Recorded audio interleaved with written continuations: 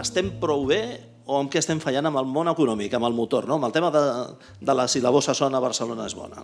Quan totes les administracions treballen juntes i tenen la convicció, com així és, que juntes poden fer moltes més coses que no pas separades, i a més fer-les millor, i el Mobile és un bon exemple. Recentment hem vist com el govern d'Espanya ha aprovat continuar donant suport a l'Ajuntament de Barcelona perquè és essencial les bonificacions fiscals que promou el govern d'Espanya. Catalunya ens roba o no a Barcelona? Si seguim la lògica del discurs independentista, hauríem de dir que Artur Mas roba Barcelona. Per què? Doncs perquè a Barcelona representem el 30% del PIB català i en canvi únicament rebem el 14% d'inversions. I si parlem de finançament, veiem com el finançament de la Generalitat a la ciutat de Barcelona és testimonial. Únicament representa €1 de cada 100 euros d'ingressos públics a la ciutat de Barcelona. Dos temes importants que estan encara en el limbo, la línia 9 i l'estació de la Sagrera. Sí.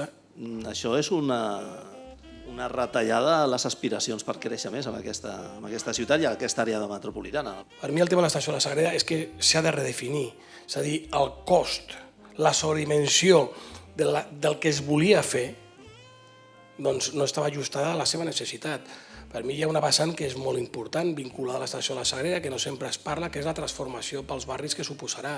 És a dir, aquesta és la cicatriu del portal nord de la ciutat de Barcelona. Les administracions públiques anaven invertint en transport públic, anaven obrint la Diagonal, feien el tramvia, ampliaven el metro, i això ho van fer uns governs que es deien d'esquerres. Que les administracions són corresponsables de la bombolla. Bueno, jo crec que en el cas de la ciutat de Barcelona, com va ser l'únic grup que varen votar en contra, doncs ho puc dir, tota la convicció, rotunditat, doncs es van equivocar. Jo no hauria fet aquesta arribada a bar de la Diagonal al mar en la forma en què s'ha fet, no hauria fet aquest skyline de gratacels. A mi m'hauria agradat molt més la trama eixample, és a dir, una continuïtat. Hi ha dos temes importants que en els últims anys s'han agafat molta més importància. Un és el turisme i l'altre és l'aposta per la investigació, tots els professionals de la investigació, molts estrangers que viuen a Catalunya, a Barcelona en concret. És fonamental, és a dir, que Barcelona sigui referent d'excel·lència, d'investigació científica, de la biomedicina, de les tecnologies més punteres, etc. Barcelona com a tal no la podrem fer sols si entenem Barcelona com des de l'Ajuntament de Barcelona. Nosaltres podem afavorir, oferim espais, oportunitats, possibilitats, fent, diguem, de motor davant altres administracions, perquè és imprescindible una entesa com està sent així entre la Generalitat i el govern d'Espanya. Jo no vull ni pensar-hi què hauria passat a Barcelona en aquesta situació de crisi econòmica, d'emergència social, sense el turisme. Jo vaig portar una proposta al ple en matèria turística. Què demanava? La suspensió de llicències d'habitatges turístics.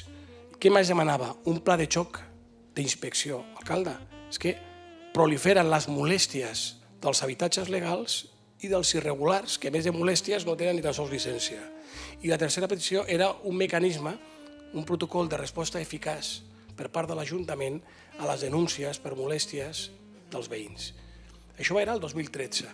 Res d'això va fer l'alcalde, malgrat tenir cap vot en contra de la meva proposta. Barcelona és una ciutat segura, ens hem d'amoïnar molt per les grans inseguretats que tenim, no a Barcelona només, sinó tot l'Estat i tota Europa. En aquesta perspectiva, doncs a Barcelona necessitem més guàrdia urbana, jo sempre ho he defensat i de fet jo vaig aconseguir que el govern d'Espanya, que havia impedit que els ajuntaments poguessin convocar noves oposicions de la Guàrdia Urbana, de les policies municipals, en general que Barcelona fos una excepció atesa la seva situació de solvència econòmica. Bueno, només desitjar-te que facis tot el que puguis perquè la ciutat sigui millor, tu i la resta de competidors que tindràs a les eleccions. Moltes gràcies, Albert. Que la ciutat vagi endavant. Moltes gràcies.